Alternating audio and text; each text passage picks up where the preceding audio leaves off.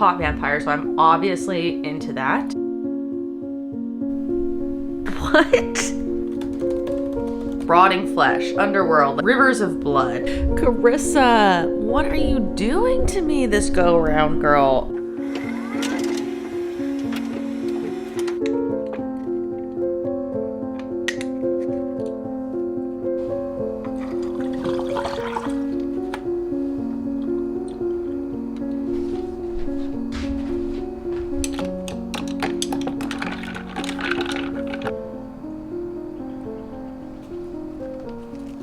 Welcome to the vlog, friends. I want to start this because the plan for the reading vlog is to start Lion and the Deathless Dark by Carissa Broadbent, which, if you have been around the channel, you know I have had a love/hate relationship with this Crowns of Nyaxia, I don't know, series.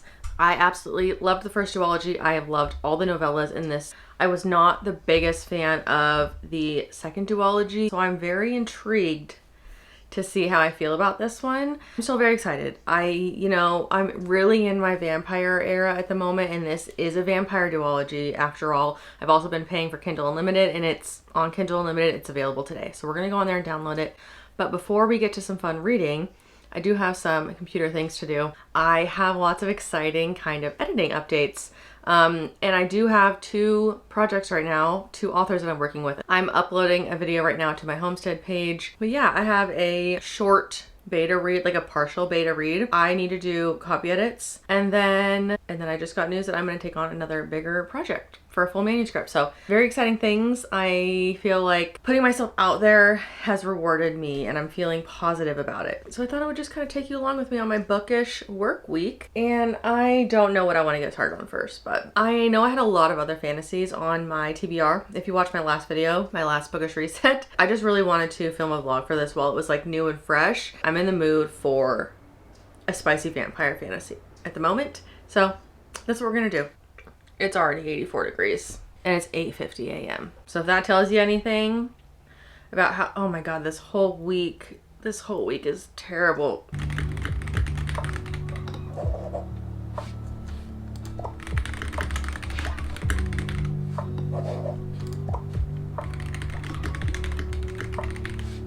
I did a iPad reset video that's going to be out before this one with this new case that I got from Moft. You guys, I know they sent it to me, but like I really, really love it.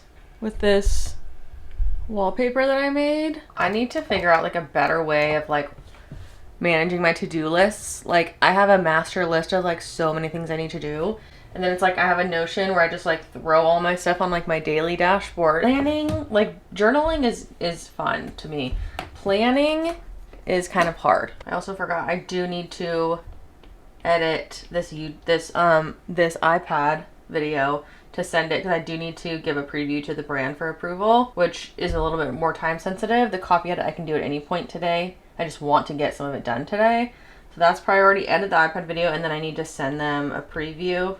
Okay, that's not too bad. I mean, there's obviously a million other things I could do.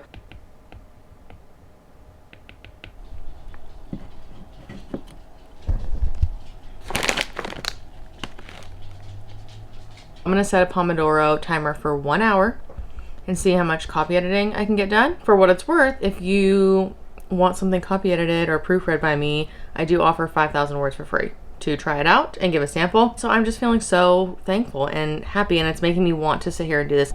Page 1, already pulling it out. Just refreshing my memory.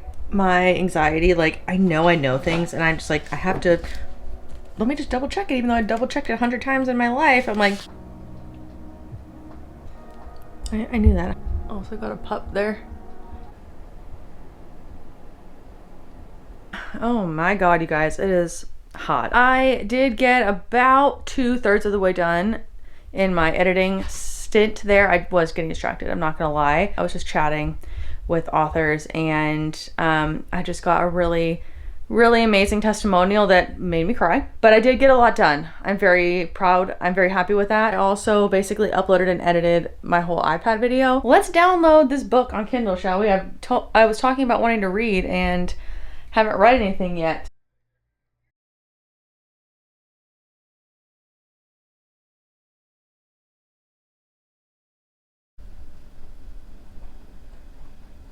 Hi friends, I'm in my parents' pool right now.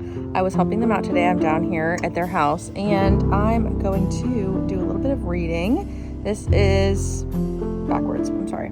But I have to film this on my back camera. I will not be able to figure it out otherwise. So I just wanted to say I am enjoying it. I'm about 8% through so far and our two main characters just met. And that's about as far as I've gotten. I did forget my sunglasses today. So this is what we're working with. I stole these from my dad. I don't have much to say honestly about it. I just wanted to share this summer day. It is 107 degrees or something here right now. If you are new here, I had a very rough experience with the Shadowborn duet in this series. Songbird in the Heart of Stone and The Fallen Kiss of Dusk or something like that were so hard for me to get through, and I know that that sentiment is not super unique. I was reading some reviews of it last night just to like refresh my memory, make sure I wasn't crazy, make sure I wasn't being a hater. And a lot of people were like, I absolutely love Serpent and Wings of Night. It was like one of my favorite series, which me too. It literally sparked my love of vampires because I was never a vampire girl. And that romantasy really did it for me. And it's one of the best like romantasies in this kind of genre that I have read in the last 5 years. And I just found Songbird to not be that. I found it to not hit the same way. It was extremely convoluted. It was very boring, very repetitive. I am very cautiously optimistic about this. You guys will have to let me know if anyone else thought this. I kind of thought that the last book gave more like blood-born vampire energy.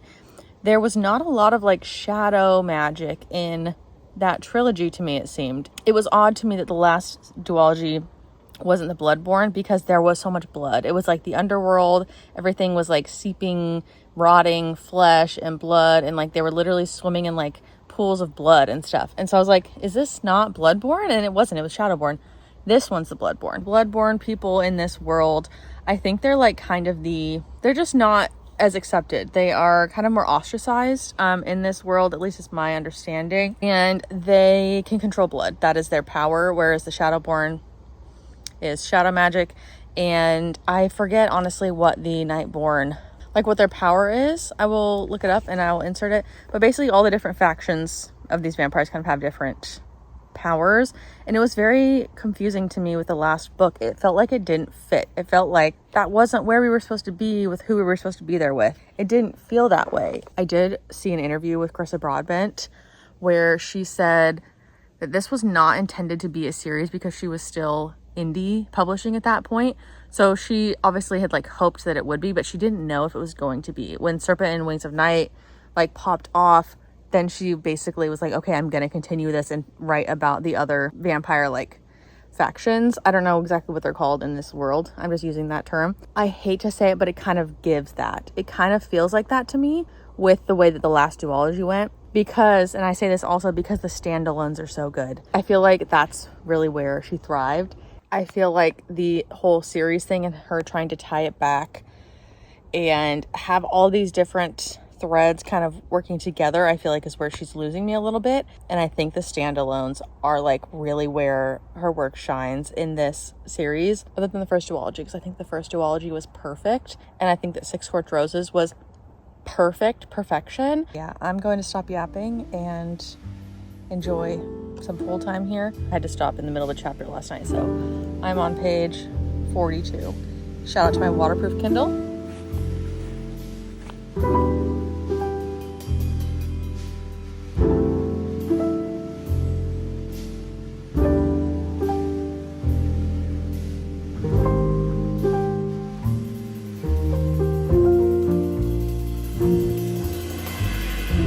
Hello friends. So I think my last clip talking about this was in the pool at my mom and dad's, which I'm going to be doing again this weekend. I'm excited about. And I have decided that this is going to be like a 2-week vlog because I want to finish this in this vlog and like be able to talk about it as a whole.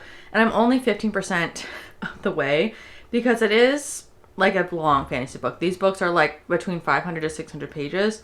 And as much as I am in a reading mood and I'm enjoying it, I'm just not reading it like a super fast pace right now. But I do want to just spend some time like actually reading for this vlog. We're on chapter 9 and I'm definitely enjoying it. There's like It's a very obvious like found family dynamic with our main character Kyrene. But like the way that she meets Septimus, like our main character, I've already was kind of like, well, that was like so unbelievable. Like, so basically Kyrene is like a chosen one. She was chosen at a young age. She was like a teenager when the sun basically like set, like indefinitely, like it went dark. And that was like when the vampires like started taking over, right? And she was chosen by a god to be the bearer of this sword. And this sword is like, makes her basically invincible, right? And the sword like has a name and she can speak with it. And I think she is basically deemed like an acolyte of like justice, where it's like, you can basically kill anyone and you can't be killed, but you're doing it in the name of justice, which is always a slippery slope, right?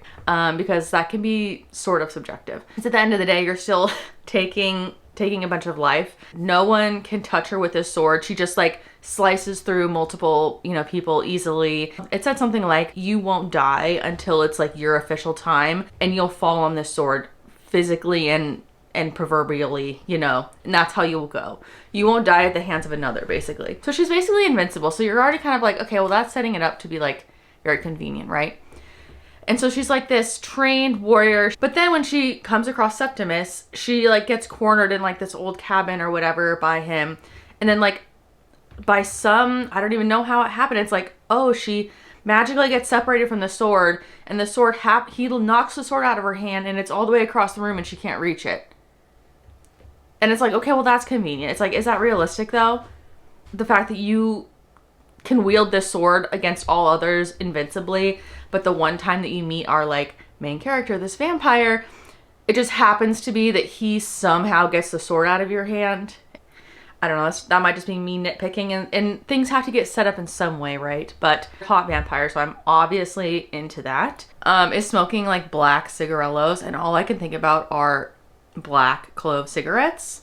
These, I don't know about you, but I had a clove cigarette phase in college. I had a cigarette phase in general in college. You know, when you like just get out of your parents' house, if you like went to college at 18 like I did, I was like, oh my god, I can literally do whatever I want. I can walk through campus and walk to my class and I can smoke a clove cigarette in the crisp fall air, and it was unlike anything I've ever experienced. It was an amazing time in my life. I don't regret it at all. Every single clove cigarette I've ever had was worth it. So anyway, that brought up a memory for me. I think, and I would love to hear your guys' opinion. It's been a while since I've read the original duology in this, but from what I remember, the first Serpent and Wings of Night duology wasn't so gruesome and like gory, in my opinion. I could be wrong. I could just have rose-colored glasses with it. I just feel like I remember it not being so intensely gory. These and the middle duology, the Shadowborn duology, duet, I feel like was so nasty, like rotting flesh, underworld, rivers of blood, like literally chopping people's heads off. She just got to a temple and it's just full of dead bodies and smells and blood. And it's like, I just think that particular aspect of fantasy isn't my favorite. I'm not a horror person. I can appreciate it for the world building and like an emotional pull, you know, to be like, this is how terrible this is, why, you know, there's good and evil and good and bad. And it does show that. But I don't know, I feel like these ones are just more gruesome, almost to a point where it's like a little much for me. It is also the Fields of Mystria 1.0 release. If you guys are gamers, if you're Stardew Valley fans, you probably saw that Fields of Mystria came out, I don't know, 2 years ago at this point, I think, in early access. And I have been waiting for 1.0 to actually sit down and play it, but it's only on PC, which isn't my favorite way to game anymore. I really prefer my Switch these days. I have not been gaming at my PC like very much at all, but I think in the winter that will change. I have noticed that I hung out more in here in the fall and winter. In the summer it gets really hot in here because I don't have like an AC vent in here. I don't have AC at all in my house, if I haven't mentioned that, but I'm just yapping anyway. But point is, I do also want to play Fields of Mystria. Tomorrow Saturday, maybe I'll let myself have a little gaming session tomorrow. I'm telling y'all, it's important to like own your own website and not use third-party services like Canva and Wix and Squarespace. Like, they have their own issues, okay? But this was so easy. I did this in an hour. It looks professional. It could be, you know, fleshed out eventually, but for something that I can do in an hour and it looks professional, I can get it up on my socials and stuff. How great is that? Canva's one of the best things I've ever paid for in my life. So the testimonial that I got from, this is the second author that I've worked with so far. Yay. Just like the nicest testimonial. It just is one of those things where it's like you get imposter syndrome, you know, when you are like, am I like, can I actually do this? I'm a pretty confident person like in my abilities, but it is hard sometimes. Like you just second guess yourself, and people just saying like, you're talented, like you exceeded my expectations, like I can't wait to continue to work with you, this is like everything I wanted more. Like that's, like I said, it's making me emotional. I don't do well having to do the same thing every day and feeling stuck. But like when you're, you know, copy editing or beta reading and stuff, you're doing different services and you're doing it in for totally different books and different people. So I think that's why I like it so much. And I like the idea of like that being like, you know, 90% of the work I'm doing in 2027, because it's still something different all the time. Even if I'm just copy editing or proofreading all the time, it's a new story. It's a new person I get to meet and hang in, like, you know, collaborate with. And I just think it's really great. So I'm feeling so, like I said, I'm feeling cautiously optimistic. It is noon. We're gonna go take a little break. Just cracked open a soda. Oh my God, but you have to come see it.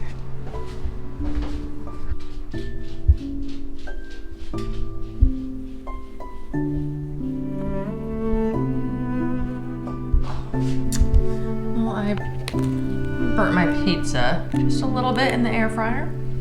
That's okay. Let's do this.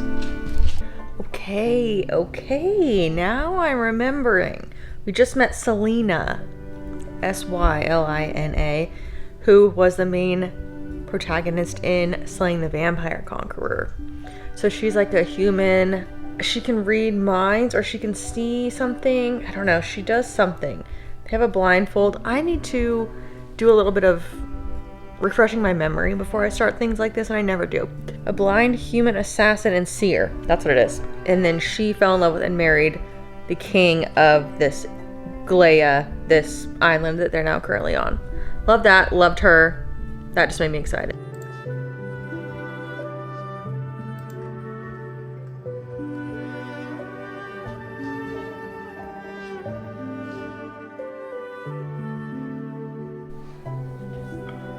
Good morning. I'm going to hop on, continue the vlog because I'm kind of in a vlogging mood. So today I have a lot I want to do / need to do. So I am going to make a little to-do list. I am still at about 40%, 42%.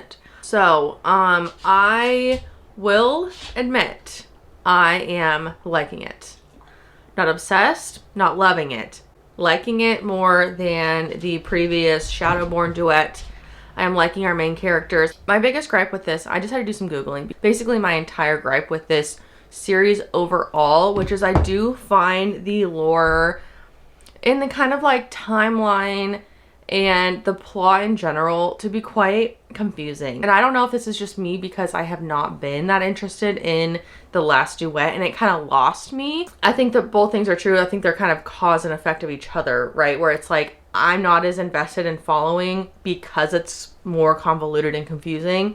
And in turn, because I'm not paying as much attention, it's convoluted and confusing. You know what I'm saying? I do think it's both of those things. I just feel like it is suffering from that. It's like the first duet, it was Oria and Rain, and they became king and queen of the House of Night. And it's like very clear in the titles. It's like, that's who they are. That's like where they were the whole time. It's House of Night. Like they're the reigning people in House of Night, right? And there's 3 vampire houses. That's like the whole thing. That's why there's 3 duets. But the Shadowborn, the middle one, that started to get convoluted because the main characters there, they're not the reigning powers of the House of Shadow. They're now the House of Death, which is the underworld. So that was my main gripe with that, is like, we're not in the shadow realm. Like we were in the underworld the whole time. So why is it called the Shadowborn duet? There are reasons. I know this. Like the main character was basically an illegitimate son of like the king of the House of Shadow. His brother, who was like the prince, was like a bad person, you know? And it's like, but the whole like House of Death should not have been the main location and faction that was featured in the second Shadowborn duet, because it was about the Shadowborns.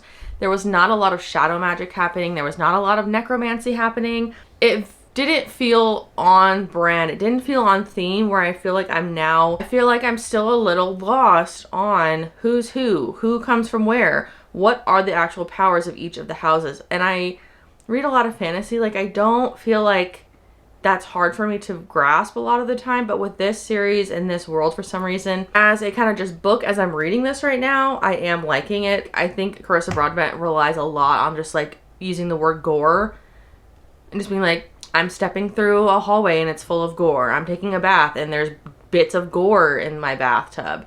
I am trying to fight something, but there's gore in my eyes. Like, that is a little heavy-handed for me, and I feel like she really relies heavily on the gore of it all. And that's just not my favorite. So, but like I said, I am liking the main characters. You know, I'm interested to see how they're gonna, you know, when they're finally gonna, you know, because that's what it is. It's still a fantasy romance at the end of the day. While I do some chores and stuff, I will be listening to, and I'll probably finish this today. I am on volume 4 of the Unselected Journals of Emma M. Lyon, which I have mentioned before. I am really, really enjoying. I just like to have an audiobook for when I'm doing chores around the house. So probably will finish that today. So let's get on my iPad.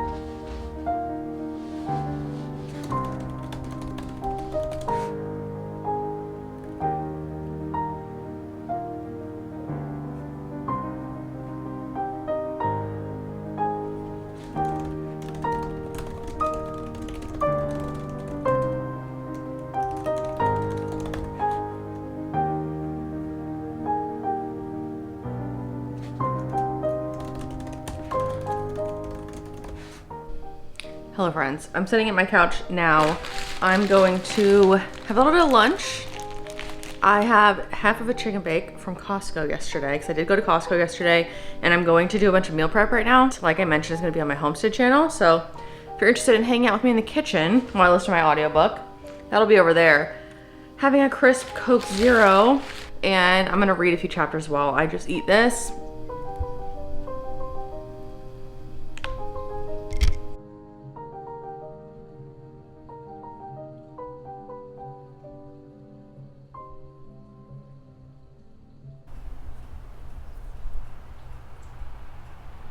I did not expect to get emotional with this one. These books generally don't make me cry, but I am 54% and I'm like holding back tears right now. But yeah, I am really enjoying it. I am gonna sit here for tonight and try and get a big chunk of this done. Wow, I didn't see that coming. And this is definitely a slow burn as well. If you're into that. I am, so I'm enjoying it.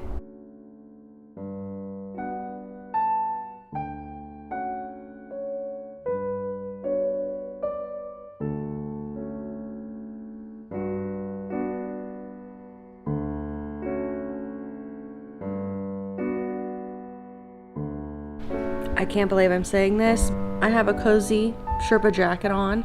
I have my fall pine tree mug back. You guys, it's 58 degrees outside right now. It is a crisp, gorgeous morning. It feels like fall is coming, and it's not yet. It's not. I washed my hair last night, so it's kind of crazy because the book is going so well. I think I'm at 70% right now. Septimus is everything to me. I love him so much. I love this book. I'm really enjoying this plot, the pacing, a lot more than the last duology. I wasn't 100% sure in the start. Like, it was a little bit slow starting, which I feel like a lot of these main books in the series can be. Got another Aurea cameoed recently.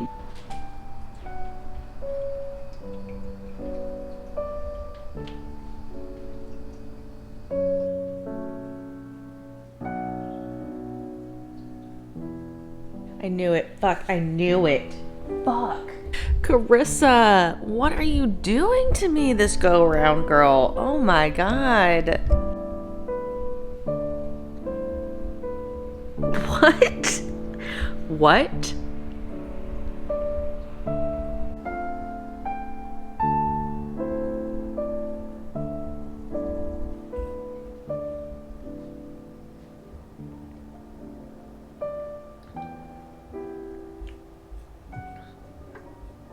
So as much as I just want to keep reading that, because I'm about 80% done now, I need to send a proofread over. It's Friday, and I just need to like get it out as soon as I can. I just want to proof it. I think it's about 7,000 to 8,000 words. And I already did the edits for it, so I just need to give it a once over. I need to send an invoice, and I'm going to start another beta read. I need to start uploading all these clips. So I want to make sure that I get all that kind of organized and sent off first, get my workday going so we can have a fun weekend and read this, because I'm invested now. I'm so invested now.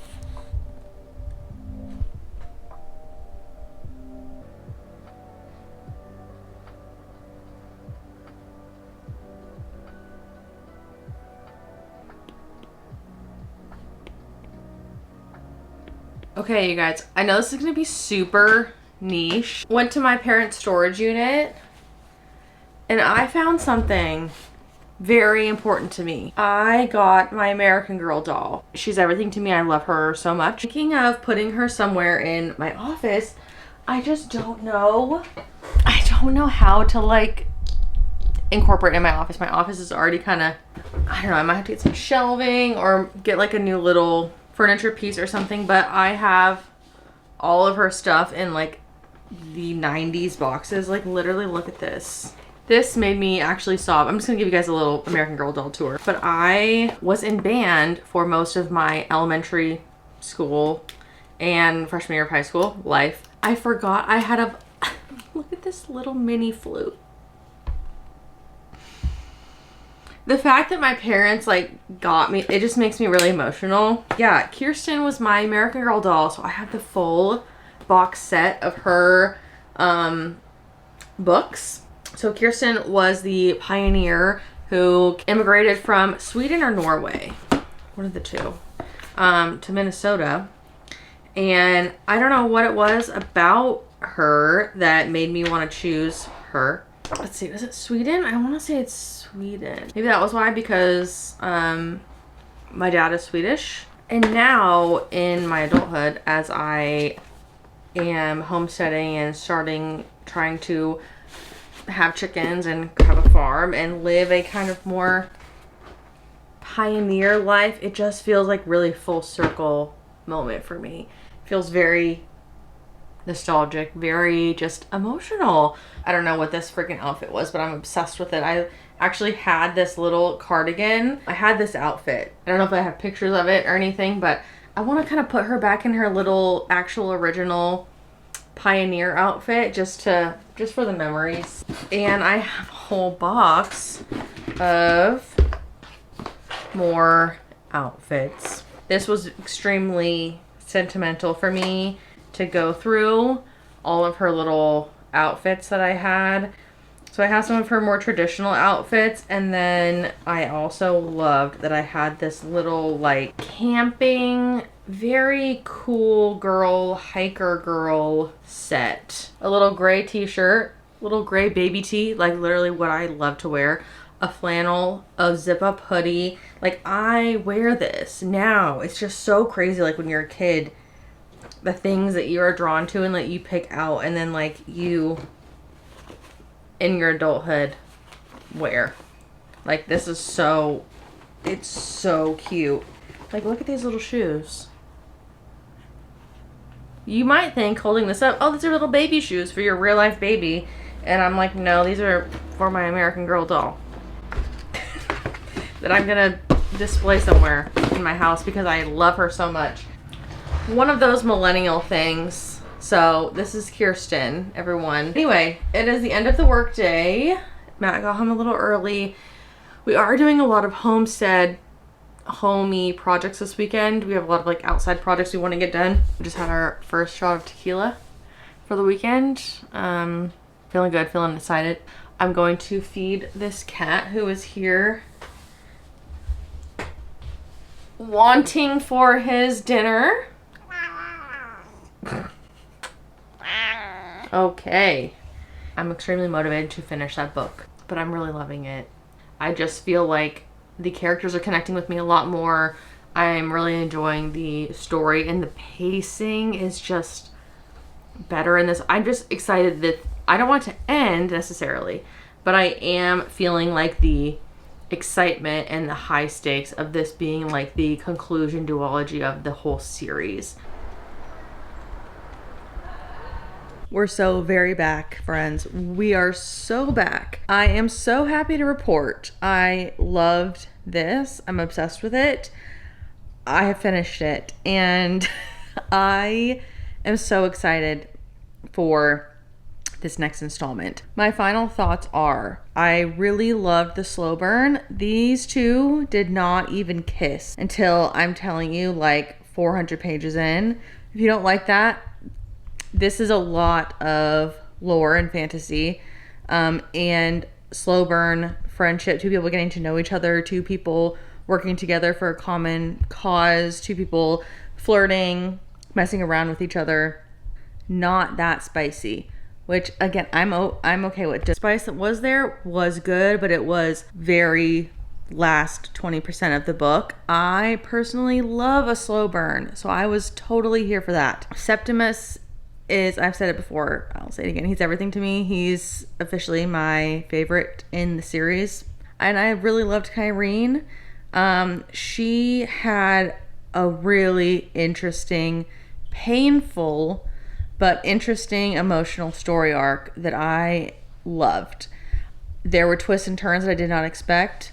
There were very emotional moments I didn't expect. I did not cry in these previous installments other than Six Scorched Roses. I think probably kind of got me. This one got me tearing up in multiple parts. My only gripe with this is I noticed I'm editing the vlog right now, and I did go back. I was having some like gripes towards the beginning.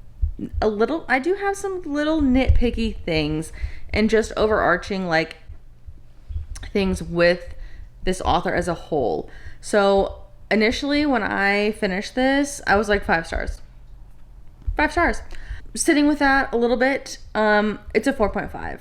It's a 4.5 because I do find that Carissa Broadbent, her writing is quite repetitive, both in phrases that she uses over and over and over in the book as a whole, but also like very close together where I feel like it's noticeable, and it's something that bothers me as an editor. It's something that I would point out. Maybe try using a different phrase here. You've already used it 3 times in the last 10 pages. Stuff like that does bother me. And her chapters also follow a very formulaic formula where her chapters end very similarly a lot. Almost every other chapter. That's pretty hyperbolic, I'm sure. I wasn't counting. But many, many, many, many chapters end with, and I said this in the same thing with the last duology, they black out. Everything goes white. They lose consciousness. They're falling metaphorically or physically. It all goes dark. It's that a lot is how she ends her chapters. And it's, again, and that's like a normal way to end a chapter, don't get me wrong, especially in a fantasy. A very action-packed fantasy, mind you. Very action-packed. It's enough where it gets repetitive. That's really my only gripes. Like I did mention, a little gory for me personally, but that's not the fault of the story or the author. That's just a choice that isn't my personal favorite. I could do without mentions of gore on every other page, but that's just the type of book that it is. It's the type of fantasy it is, so it's fine. I'd have to go back and read Serpent and Wings of Night to be able to determine if this is the top for me, but it absolutely beats out the last duology. My last thought of this is, I need to know if I'm getting a novella, because historically she's done a duet with a novella, a duet with a novella, and this is now a duet. Carissa, am I getting a novella? I need to know. I need to do some research because I love her novellas. I've said it like 3 times in this video, but after reading this, can recommend the entire series because I can't imagine the last book's going to completely veer off, you know. In the middle, there's some issues there. I'm not gonna lie, but I do think it's worth it to get to this. I hope you guys enjoyed this vlog. Let me know if you've read this or if you have started the Crowns of Nyaxia series at all. Would love to hear your thoughts. Leave me a comment down below. Lion emoji, vampire emoji, your choice. And I will catch you in the next video.